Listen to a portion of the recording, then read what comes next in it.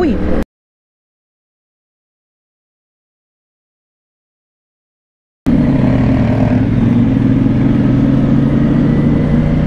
Uy, kuya.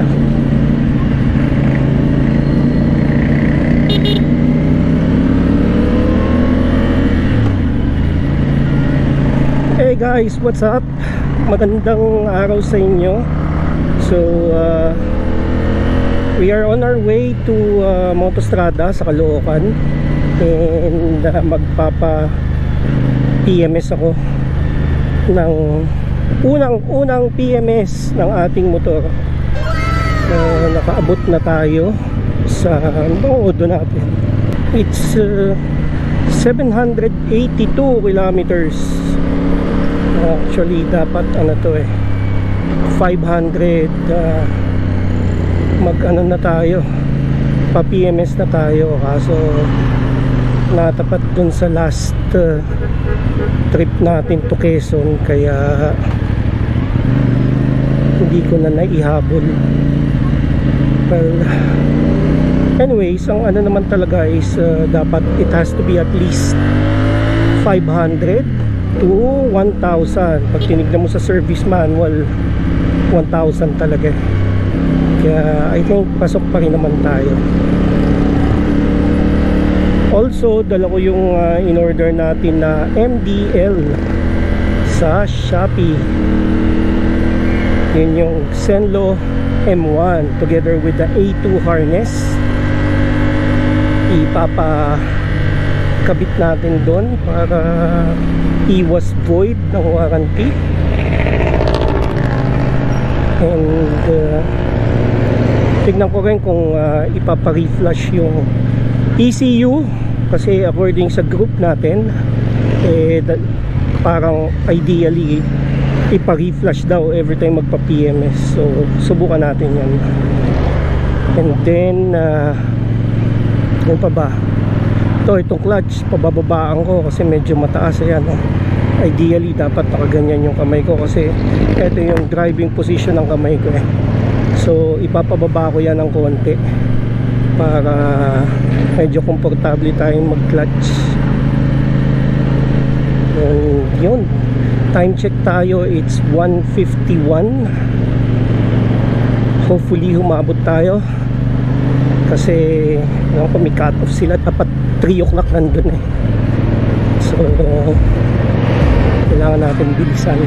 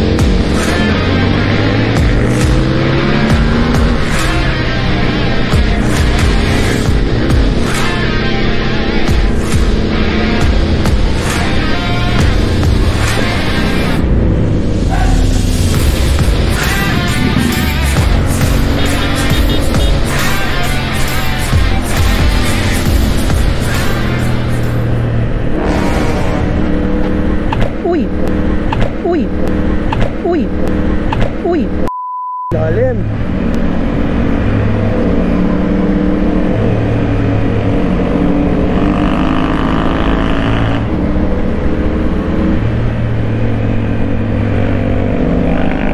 Lalim nun mga kapatid, ang sakit sa puwit.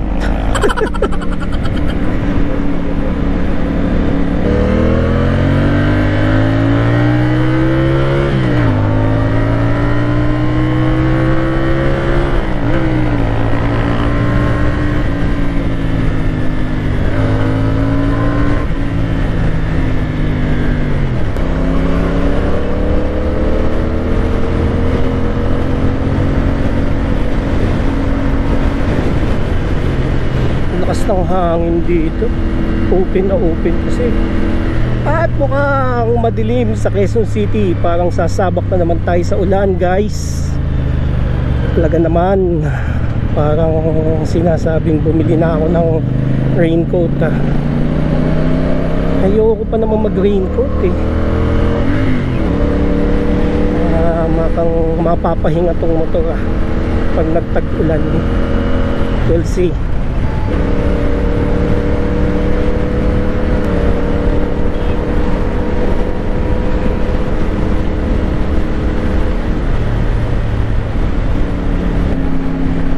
Ang dilim, grabe. Sana hindi ako abutan ng ulan. Okay lang umulan, pero pagtapos na ng pagpunta ko na dun.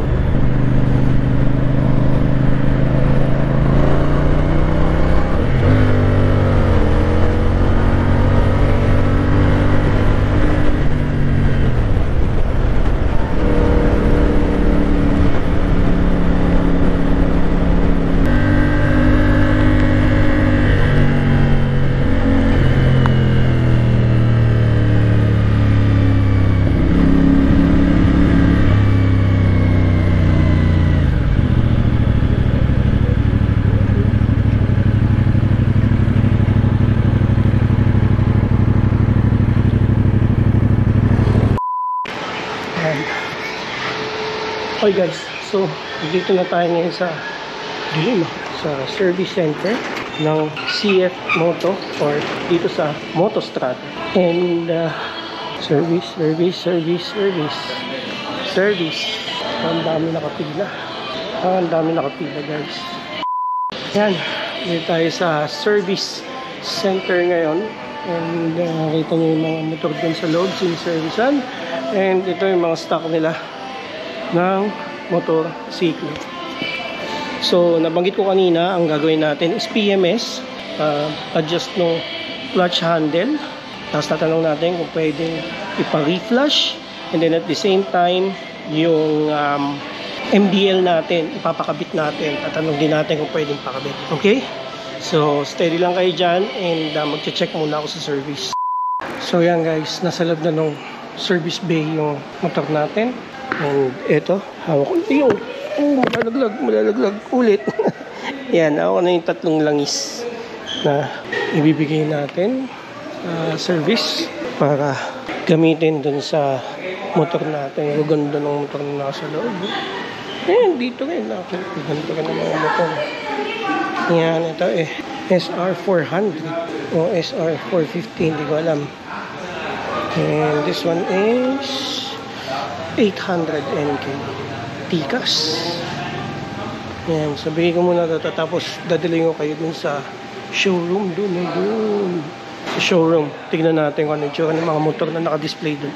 Kasi last time na pumunta ako dito, hindi ko na ipakita sa inyo. Masyadong atatang tito nyo. Okay, later guys ha. Okay guys, so ayan, nandito ako ngayon sa loob ng Motostrada. And pagpasok mo, itong bubungad sa inyo, no, may ang kulit may truck no.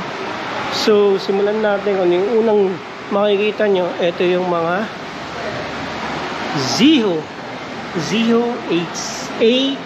AE6. So yan yung mga electric motors nila guys. Tignan nyo, gaganda ang classic na futuristic yung dating. May ganun ba classic na futuristic? Pero ang ganda, diba? I think ito yung AE6. And this one is AE2. Ayan, AE2. Maliit lang. And then ito yung AE8. Ayan. Ganda, parang PCX na maangas yung itsura. Tapos ito yung AE6 Plus. Hindi ko alam kung anong parehas lang. AE6 Plus din pala yun. And this one is the Zeho City Sport. Yan, para siyang pang motocross. Angas na itsura. Let's move on to the CLX area. Ito guys, this is the CF800S. Lucky, taas niya oh. And this here are the CLX. I think CLX 800 to.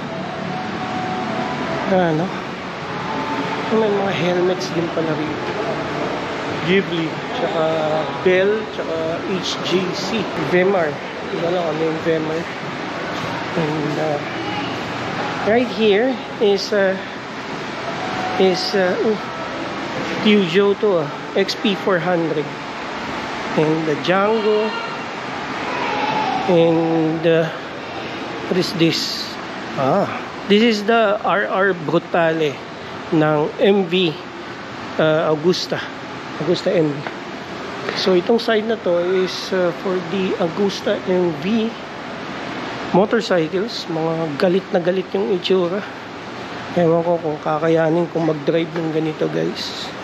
Sobrang angas eh. Angas ng itsura. Laki ng tangki oh.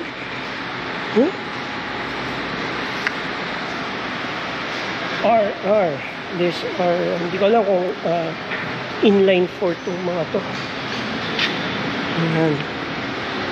Pero sobrang lalaki nila. Okay, balik tayo rito sa CF Moto site. So itong mga to ay puro CLX tong hilerang to.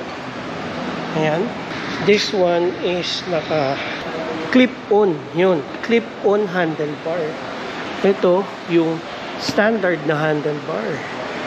Pero ang ganda ng upuan nito. Ibang-iba din sa upuan ng motor natin. Ito medyo matigas. Ito parang sporty yung dating. Yung parang adventure bike. Yan, hanggang dito it's a CLX. Tapos ito naman yung kanyang GT na 650. Hindi, 650 MT. Ito pala yung GT 650. So para siyang sports bike. Pero yung 650 MT is parang yung 450 MT. Para siyang adventure bike din. Tapos itong kulit oh. This is the 650 MT.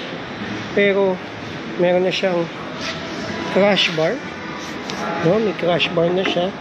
And meron siyang pannier or saddle bag or side box. Ganda ng itsura oh. Nice. Ganda nito oh. Kaya lang taas nito. May ihirapan ako dyan. Then moving on to the SR, SS, I don't know. I think this is SR. Okay. So this is a 300 SR. Ito mga to. Ito pala ang 300 SR. Malaki rin pala. Kasi sa picture, kala ko maliit siya dahil taas. Inassume kong maliit kasi 300cc eh. Malaki rin pala. Oh. It's nice. If I stand up, mukhang kaya ko namang i-flat foot to. So this is the 650 NK, the naked bike. And NK din. Ito naman 400 NK. Ito rin oh. Ang ganda ng itsura niya. Itaas nito, yan yung hagdang pataas is the showroom ng MV Agusta and Peugeot. So yung mga classic scooters sa taas nyo makikita. Yun ang mga motor display dito guys. If you're interested in visiting, yan ang makikita nyo rito. Go check it out. Ito, this is a 300 SR and this is a 450 NK. Balik na tayo, service check ko na kung ano nang nangyari dun sa ating CLC 450. Later. So ayan guys, tapos na yung PMS natin, change oil and change oil filter and na reflush din yung ating ECU. Also, yung clutch lever natin, yan, nakababa na. So, saktong-sakto na doon sa hand position ko. Yan.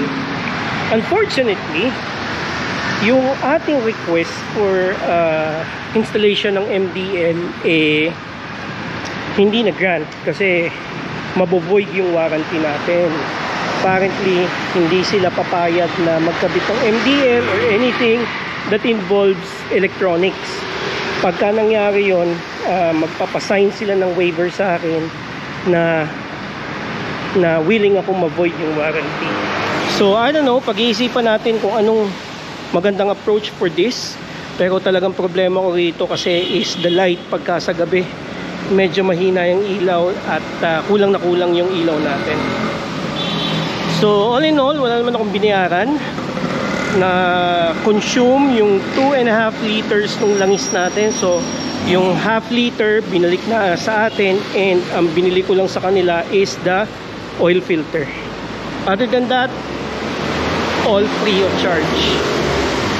So yun na lang. Mag-extra na ako ngayon and hindi na ako makakapag-video kasi as you can see, ayan, pasa yung kalye, umuulan, and sabi ni mami umuulan din daw sa Antipolo. So there's no way na makapag-video ako dahil naka media mode tayo sa GoPro. Mababasa, hindi siya pwedeng mabasa. Kaya hope you like the video, yung tour, yung information ng ating first PMS dito sa CLC 450 dito sa Motostrada, Caloocan. Hope you like it. Hit the thumbs up button na lang. Also, kung meron kayong suggestions, comments, and questions, tanungin nyo na lang dyan sa comment section natin. And kung bago kayo dito sa channel natin, I would like to invite you to please subscribe to my channel and hit the bell notification. Again, maraming salamat po. Topi Manalo. Until next time, kita-kits po tayo. Bye-bye.